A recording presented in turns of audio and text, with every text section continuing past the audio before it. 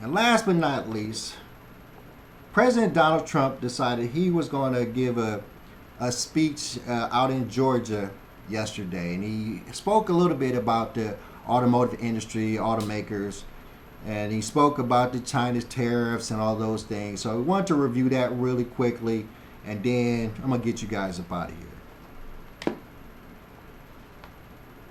Totally outrageous.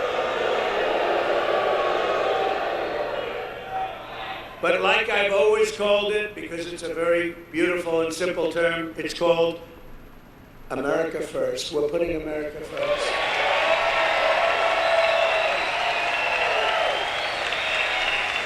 This new American industrialism will create millions and millions of jobs, massively raise wages for American workers, and make the United States into a manufacturing powerhouse like it used to be many years ago.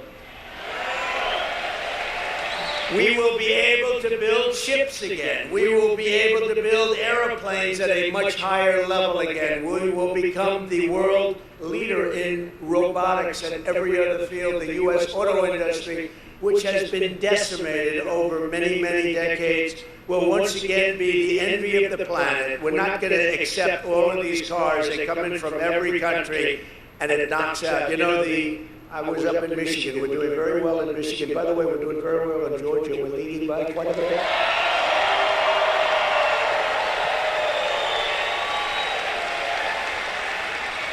But pretend you're 1 point down, please, and go and vote. Okay, don't. Just go vote. You got to vote. We got to win this. If we don't win this election, our country is gone. I really believe it.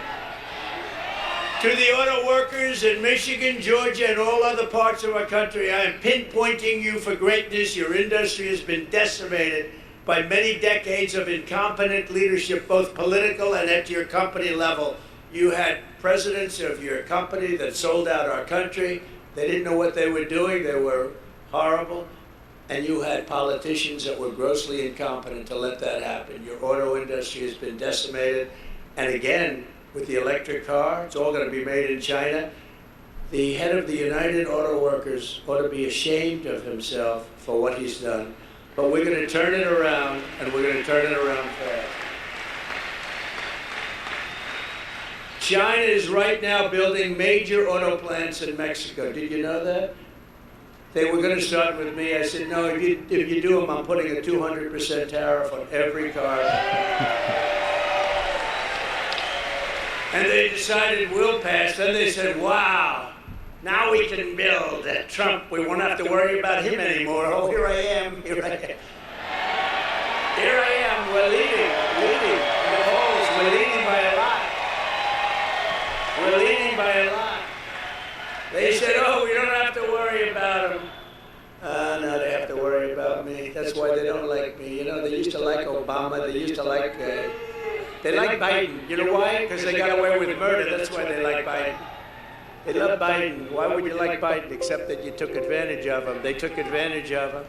And they think they're going to sell their cars into the United States and destroy Michigan and South Carolina and North Carolina and Georgia and all of the places that make autos. Not going to happen. We will put a 100% tariff on every single car coming across the Mexican border. And tell them the only way they'll get rid of that tariff is if they want to build a plant right here in the United States with you people operating that plant. We want American citizens, and we want their plants built here, not 2 feet over the border and selling them into our country. We're not doing that. We don't do that anymore. A friend of mine does auto plants. He builds auto plants. That's what he's great at. He's great, the biggest. Hold on. I've been telling... See, that's what I'm saying. If Trump becomes president, BYD, because they've already stopped building the plant in Mexico, they already have decided that they're going to stop it. So, and their decision is going to be based on these two things. They're going to decide if Kamala Harris becomes president, then we'll continue building the plant over in Mexico. It's going to be a lot cheaper. The labor is going to be a lot cheaper. If Trump wins, they're going to have to build a plant over here in the United States. And that is what I've been preaching forever. Get these companies, these Chinese EV companies, to build plants here in America, have American workers in these plants, get American jobs going again, so we can replace all these people in Michigan that lost their jobs at factories from Stellantis and all these other issues. They can work at the BYD factory, build a BYD factory. Matter of fact, I'm telling you, BYD is going to take over Chrysler, Dodge, Jeep. They go, and the hope is that if they do, and they supplant these people, and they can build something better, they can build some BYD plants over in Michigan, and people in Michigan have jobs that they've already lost because of the failures of Stellantis and those companies over there. Let's keep going. In the world, and I said, I want to see a plant. Pretty recently ago, I want to see a plant. Where would we go? I said, would we go to Detroit? Someplace in Michigan, ideally. He says, no, you can't go there, sir. We'll have to go to Mexico. The big ones are being built in Mexico. I said, why is that? He said, well, they have a lot of tax reasons, and China's coming in big, and they think they're going to make their car and sell it in tax-free into the United States. But the big ones, if you want to see a really big modern plant, come with me to Mexico. I said, I'm not interested in going to Mexico. I want those plants built here. And that'll happen. In fact, when they learn about the 100 or 200% tariff, they'll probably say, yeah, let's stop construction immediately. You'll see a big difference. I will bring automobile manufacturing back to the... And they stop construction. So even they have an idea that Trump is probably about to win this election. Highest level in the history of our country. It used to be we were the only place, and then it just got chipped away, mostly by China and Japan, and all of a sudden we were down more than 55% from where we were years ago. But it'll be like it was 50 years ago, and these jobs, they'll become roaring back, and we're going to be making autos at a level that you've never seen before. We'll be making cars bigger, better, more beautiful, stronger, faster than ever before.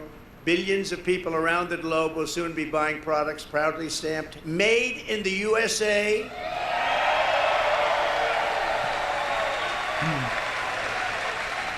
Or if you prefer, if you have to do it, made in Georgia. You can do that. And they'll be exported through the port of Savannah. We had a little bit to do with that deeper port.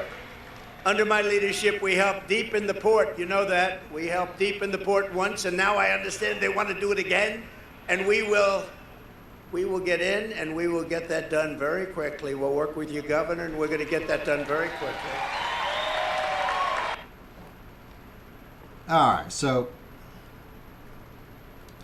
I'm sorry, guys. This is why I'm, really leaning, or why I'm probably, if I vote this year, I'm going to vote for Trump. Let's face it, because he literally just said pretty much everything I've said over the last couple of shows about all this stuff, about the tariffs, about building plants here, about them not, if they put the 100-200% tariffs on these companies, they will decide that the money that they would lose from moving the plant to the U.S. instead of being in Mexico would coincide, and it would be so good for us. We've lost so many jobs, specifically factory work, specifically automaker factory workers.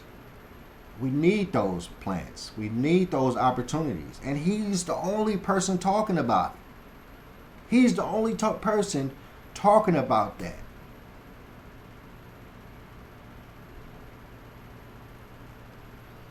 When I swear to you, if Kamala Harris comes out and she starts talking about this type of thing, I'm going to review it.